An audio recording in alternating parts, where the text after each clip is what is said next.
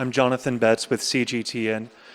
Relations between China and the United States have grown increasingly strained. A recent survey shows that a number of Americans view China favorably has hit a low.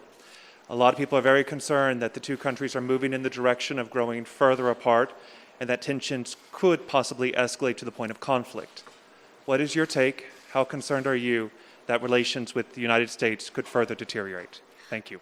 中国国际电视台记者，中美关系日益紧张。民调显示，美国民众对华好感度跌至历史新低。有人担心中美会加速脱钩，甚至爆发冲突。您对此怎么看？是否担心中美关系进一步恶化？ CGTN 是一个国际性的一个频道。 CGTN is an international news outlet. We welcome more foreign friends to join CGTN. The China-US relationship is under the spotlight at every year's press conference. But let me begin with the COVID-19 situation. The US has become the worst affected country. With every day that passes, many innocent lives are taken by the virus. I would like to express deep sympathy for what the American people are going through, and our sincere hope and best wishes that they will defeat the virus and resume normal life and work soon. COVID-19 is a common enemy for China and the US.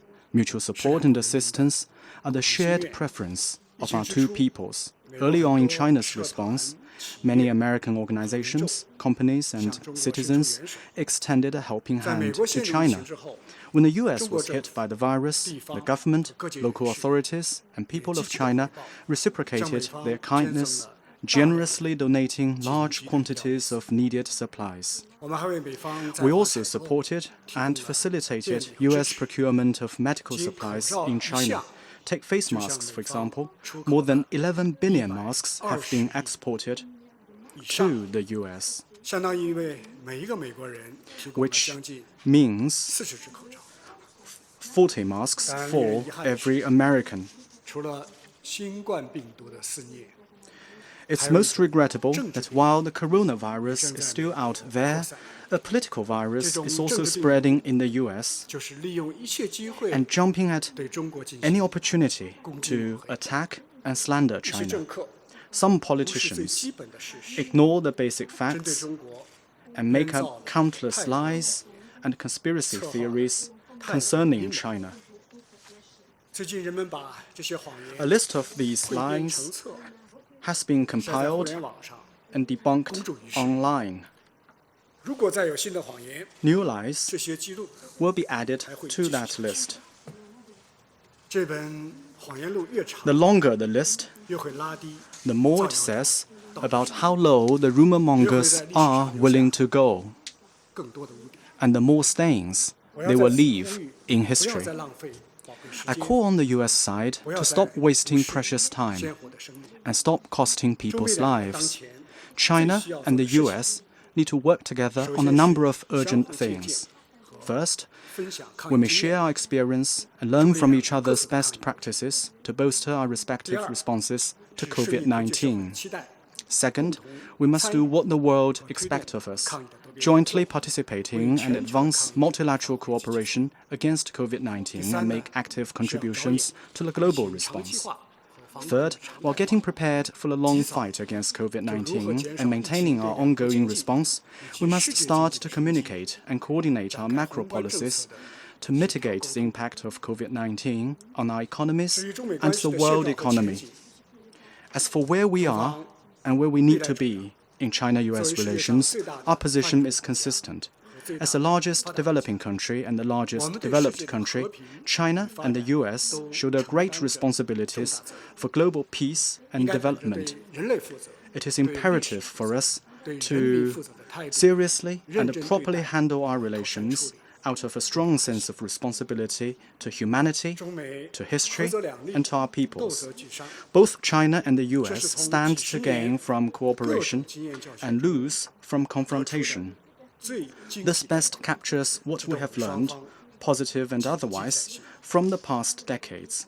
Both sides should take this lesson to heart. China and the US have different social systems, but this is a result of the different choices made by our people, which we must respect. It's also true that we have many disagreements, but that doesn't preclude cooperation. When you think about the challenges facing today's world, almost all of them require coordination between China and the US. China remains prepared to work with the US in a spirit of no conflict or confrontation, mutual respect, and win-win cooperation, and build a relationship based on coordination, cooperation, and stability. At the same time, China will defend its sovereignty and territorial integrity, its legitimate right to development, and its dignity and place in the world which the Chinese people have worked so hard to earn. China has no intention to change, still less replace the US. It's time for the US to give up its wishful thinking of changing China or stopping 1.4 billion people's historic march toward modernization. It has come to our attention that some political forces in the US are taking China-US relations hostage and pushing our two countries to the brink of a new Cold War. This dangerous attempt to turn back the wheel of history will undo the fruits of decades-long China-US cooperation, dampen America's own development prospects, and put world stability and prosperity in jeopardy. People with wisdom and foresight on both sides must step forward and stop it. In short, for the fundamental and long-term interests of the Chinese and American people and the well-being and future of humanity, China and the US should and must find a way of peaceful coexistence and mutually beneficial cooperation, demonstrating that this is possible between two countries with different systems and cultures.